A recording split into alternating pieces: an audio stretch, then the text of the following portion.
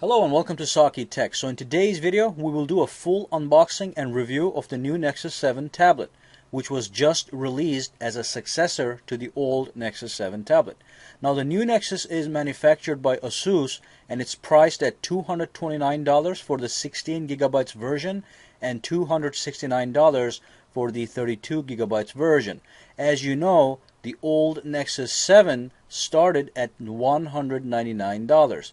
But considering the major upgrades which we are going to talk about that were added to the new Nexus 7, the price is quite acceptable. So let's go over some specs here.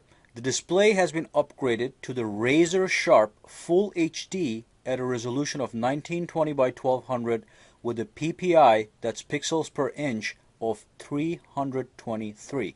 So you get higher PPI than the iPad's Retina display, which is at 264 PPI, and the Nexus 10 at 300 PPI.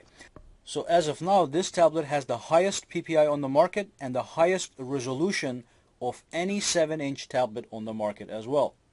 Also, you get a Qualcomm Snapdragon S4 Pro quad-core processor, clocked at 1.5 gigahertz with a hefty 2 gigabytes of RAM and Adreno 320 graphics processor.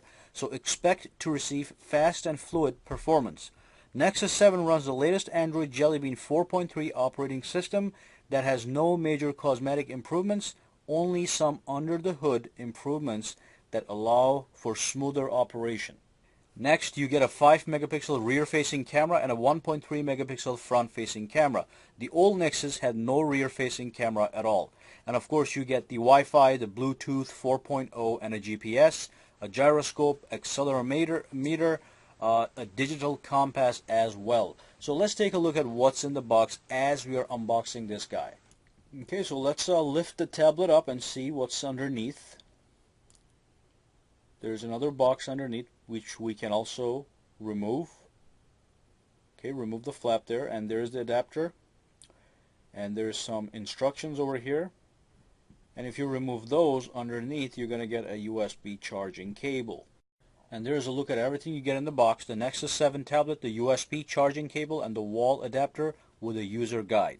Now, one notable feature is the ability to wirelessly charge your Nexus 7, but you will have to purchase a separate wireless charger to use that feature that is not included in this package. So there's the Nexus 7 tablet. So let's do a quick tour of this device and see what's where. So on the right edge we have the volume rocker and the power button, and right there you also see the camera on the back top right corner. And then on the top you've got the microphone head jack, so you can plug in your headphones, and on the front you've got the front-facing camera. And then if you look at the bottom, you see the micro USB cable. And if you look at it carefully on the sides, you see the speaker grills on each side of this device that produce stereo sound, surround sound as well, by the way. So as you can see, this is a full black tablet with a unibody plastic construction. Now, compared to the old Nexus 7, it is definitely thinner, and it's lighter, and it's also narrower to hold, as you can see. When you hold this in your hand, it's not going to feel as premium as an iPad mini, just because the iPad mini has a unibody aluminum construction that you simply cannot match with a plastic design. But that's not to say by any means this is a low quality device. Now, the one thing I didn't like personally is the loss of the tight grip on the back. The tight and comfortable grip which you were able to get from the old Nexus 7 is gone. And the reason it's gone is because this one has a highly rubberized texture on the back, whereas this has been smoothened out a little bit, so it's a little more slippery than the old Nexus 7. So finally, I've logged into my device. I did the complete setup, which is a boring process. A bunch of passwords have to be put in, and a bunch of names have to be picked up. And then once you're done, you come right here. So here's the Google Nexus 7. Okay, it's running Android Jelly Bean 4.3. So if you go all the way at the bottom here, go to About Tablet, you'll see Android 4.3, which is the latest version of Android Jelly Bean. So the first thing I want to look at is the customization options. Okay, so if you go to the lock screen, let's turn this off and on. You get the lock screen. You get the time and the lock button right here. And then you also have the lock screen widgets. Okay, so you can add widgets to your lock screen. So let's click that plus sign. And you have the option to pick clocks, calendars, emails, and stuff like that. So let me put this sound search widget right there. Okay, so now I have 3 widgets on my lock screen. And I can put everything that is important to me right here for a quick glance. And if it interests me, I can go right in by tapping on it. Okay, and then you have to unlock it. Anyway, let's go into the home screen by unlocking the screen and see how we can customize the home screen. If you want to change your wallpaper, all you do is tap and hold. And you get the option to pick from your gallery, live wallpapers, or existing wallpapers that are built into your Nexus device. So let's go to live wallpapers. You see an option. You can pick any one you want and click set wallpaper. Now, even with a live paper on the background, this tablet is very smooth to operate, and that probably is because we have a very fast quad-core processor with 2 GB of RAM in this guy. So a very smooth device overall. If you go in here, here's the apps, and then you have the widgets right next to it, and everything just runs super smooth, lightning fast. So let's see. So we changed the background image. Let's change some of the widgets on the screen. So if I want to get rid of any of these guys, all I do is I tap and hold on the one I want to get rid of, and I can remove it by taking it right here. I also want to show you one more thing. You don't have to just drag the thing all the way up there. You can throw the widget away. So if you tap and hold, you can throw this widget away, and now it's gone. Now if you want to put the widget back on the screen, you go into your apps, and then you tap and hold, and from here you can put this on any home screen that you want. And if you want to add a widget to your screen, so you go to your widgets. Let's grab the digital clock right here and put it on the home screen right next door. Oops, not this one in the middle. So that's how you place and remove widgets from your home screen, and the level of customization really depends on how creative you are. You can have a special background image, you can have the widgets lined up in the way you want them, and you can have a really customized, personalized device here. And then let's take a look at the software menu buttons right here. So with Android, you get 3 buttons in the form of software. And these buttons actually change position if you're in landscape or portrait mode, which is what I like. So the buttons go with you to the orientation that you're in. So let's keep it at this orientation here and talk about this, guys. So this is the back button. So if you're in an app and you want to go back, this is the button you use. And this is the home key. So if you're in an app, let's go to the Chrome app here. If you press home, you go back home. And then you have the recent apps button here, which you tap, and you'll see a list of the processes, the apps running in the background. And if you want to get rid of those guys, you just swipe them either left or right, and they're all gone. And then with the home screen key right here, you can tap and hold this guy, and then it's going to take you to Google now, Google search. So that's Google search. Now if you want to do some kind of search, you can start talking right into it, and it picks up your voice.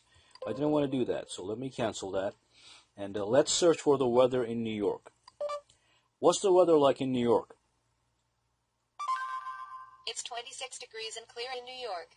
Okay, good. Let's do something else, something different. What is 2 plus 2? The answer is 4.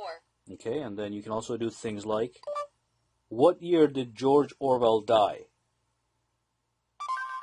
George Orwell died on January 21st, 1950. Okay, and you can also launch applications. So, launch YouTube application. And then over here, there's a tiny bar. When it reaches the end, the application launches, or you can just tap it and it launches right away. And then let's get out of here for a minute. Go back to home screen. And let's take a look at the notifications on the top. So you have two notifications curtains that you can pull down. One is on the right, which is the settings. So you can go into settings from here, and that's all the detailed options. Or you can access quick toggle buttons. So you got the battery meter right here. You can change the brightness. You can lock and unlock so the device does not rotate when you move it around.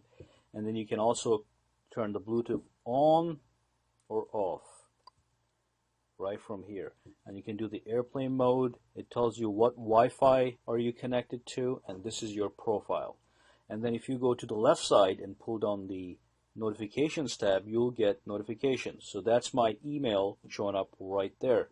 And if you do app updates, or if some apps are designed to give you notifications, they're all going to show up right here. And then if you want to get rid of them, you just swipe them away.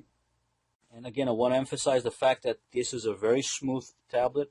And even though the old Google Nexus is a very smooth tablet, okay, there's barely any lag here. When you're playing with this one, you can just sense the quickness that's built in here. And that is obviously because there's a faster quad-core processor here with 2 gigabytes of RAM. This one also has a quad-core processor, but it's only 1 gigabytes of RAM. But the one in this one is 80% faster than this guy. So here's a side-by-side comparison of the old Nexus and the new Nexus. And then I just maximized the brightness on each of these guys. So I went down here, I went to brightness, and I maximized it. Same one right here. Oops.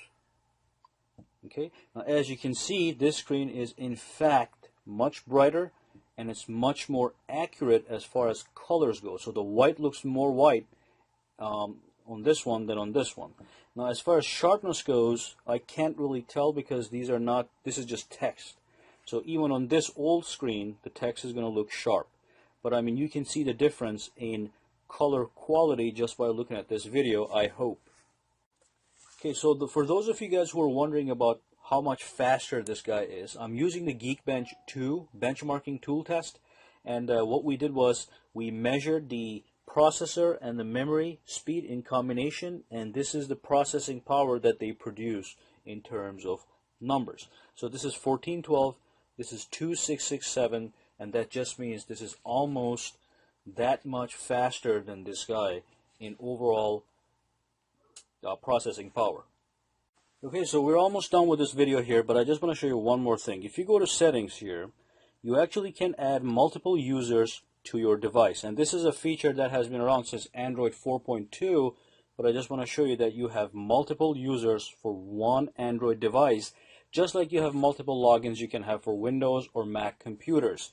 Now, other than that, there's also a camera on this tablet that we talked about. It's 5 megapixels. It's right here. Okay, so yes. And I took a couple pictures with this camera, but I just want to let you know it is nothing special. Okay, and the reason it's nothing special is because it's 5 megapixels. It almost seems like they just added the camera there because all the other tablets have a camera. So with a 5 megapixel camera on a tablet, you never get high quality pictures. It's good for taking quick shots that you perhaps want to share with your friends or something. Okay, but other than that, that's all. And again, the main feature on this tablet is the high definition display. You've got a quad-core processor that is 80% faster than the old one, and you've got 2 gigabytes of RAM. So on a very small tablet for a little price of $239, you get an amazing, amazing tablet. Okay, this is, in my opinion, this is superior to the iPad mini. The screen is better, it's got more processing power, and it's got more RAM and more about everything. And the old one used to be $200. Now, other than the screen size, everything on this guy has been doubled. But did the price double? No. So it's a great bargain price tablet, even though the tablet itself is not bargain at all. Anyway, thanks for watching this video, and subscribe to my channel for more videos to come. Give me a thumbs up if you like this video, and see you the next time.